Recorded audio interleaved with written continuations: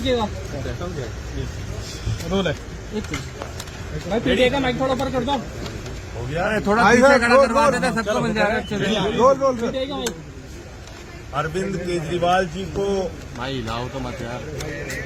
आज जमानत मिली है और ये जमानत इस बात का संदेश है कि देश के अंदर न्याय व्यवस्था कायम है। एक झूठा, बेबुनियाद, फर्जी तथ्यों के आधार पर केजरीवाल और आम आदमी पार्टी की राजनीति को खत्म करने के लिए जो मामला बनाया गया था, भारतीय जनता पार्टी के द्वारा बनाया गया था, बीजेपी की सरकार के द्वारा बनाया गया था, आज उस अभियान पर, उस मुहिम पर, उस गंदी साजिश पर न्यायपालिका का तमाचा पड़ा है। ये सत्य की विजय है। हम बार बार कहते हैं कि ये तथाकथित शराब घोटाला, इसका न सिर है न पांव है। ये झूठ की बुनियाद पे तैयार किया गया है। इसमें न कोई तथ्य है न प्रमाण है। ये झूठ की बुनियाद पे तैयार किया गया है। और आज जो फैसला आया है, इससे न्यायपालिका के प्रति लोगों के मन में आस्था और विश्वास और मजबूत होगा। आज जो फैसला आया है, इससे देश के लोगों में खुशी की लहर है, दिल्ली के लोगों में खुशी की लहर है। आम आदमी पार्टी का एक एक कार्यकर्ता इस फैसले से उत्साहित है। अभी मैं केजरीवाल जी के परिवार से मिला। उनका परिवार, उनके बच्चे इस फैसले से बहुत खुश हैं। हम सब लोग आनंदित हैं। ये हम सब के लिए बहुत बड़ी जीत है, बहुत बड़ी विजय है और भारतीय जनता पार्टी के मुंह पर जोरदार तमाचा है।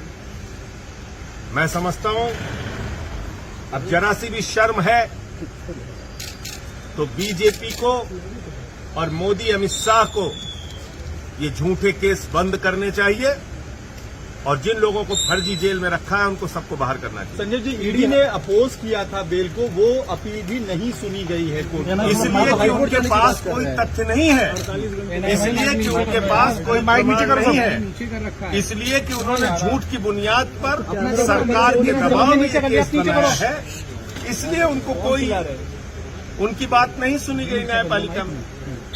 तो यही मैं कह रहा हूं कि ये सिर्फ और सिर्फ इस पूरे मुकदमे का मकसद था अरविंद केजरीवाल की राजनीति को खत्म करना, आम आदमी पार्टी की राजनीति को खत्म करना, आम आदमी पार्टी को क्रश करना, बर्बाद करना। ये मकसद था बीजेपी हाईकोर्ट जाने की बात कह रही है। और मुझे लगता है कि वो न्यायपालिका की लड़ाई है, उसके लिए हम लोग भी तैयार हैं। और कोई भी न्यायपालिका से जब एक जमानत मिली है, तो मैंने तो आज तक कभी ऐसा नहीं सुना कि आनंद फानन में आप जाके कहीं उसको ऊपर से उस जमानत के खिलाफ कुछ कर पाए। सर, चुनाव के ठीक पहले उनको गिरफ्तार किया गया था, तब स्पेशल सर्कमस्टांसेस में बेल दी गई और अब चुनाव के बाद उस वक्त भी मकसद यही था, चुनाव प्रचार से केजरीवाल को रोकना।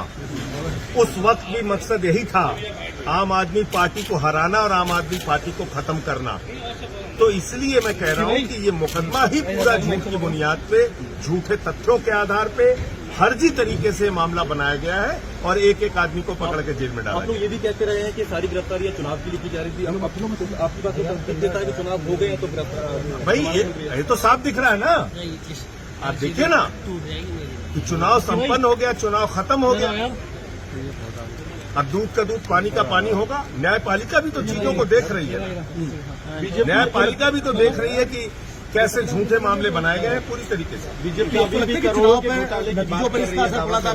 बीजेपी, मैं कहता हूं इस धरती पर पूरी दुनिया में सबसे भ्रष्ट पार्टी का अगर नाम है तो है भारतीय जनता पार्टी। भारतीय जनता पार्टी के लोगों को, प्रधानमंत्री नरेंद्र मोदी को भ्रष्टाचार का भा बोलने की भी हिम्मत नहीं है। नीचे जितने देश के बड़े बड़े भ्रष्टाचारी हैं, सब प्रधानमंत्री मोदी जी के साथ हैं। जितने देश के बड़े बड़े भ्रष्टाचारी हैं, सब आज भारतीय जनता पार्टी के साथ हैं। चाहे वो अजीत पवार हो, छगन भुजबल हो, नारायण राणे हो, अशोक चौहान हो, हसन मुश्रीफ हो, नवीन जिंदल हो, हेमंत बिस्व शर्मा हो, मुकुल राय हो, जनार्दन रेड्डी हो, जितने भ्रष्टाचारी सब आज बीजेपी के और मोदी जी के साथ। पहले चुनाव से पहले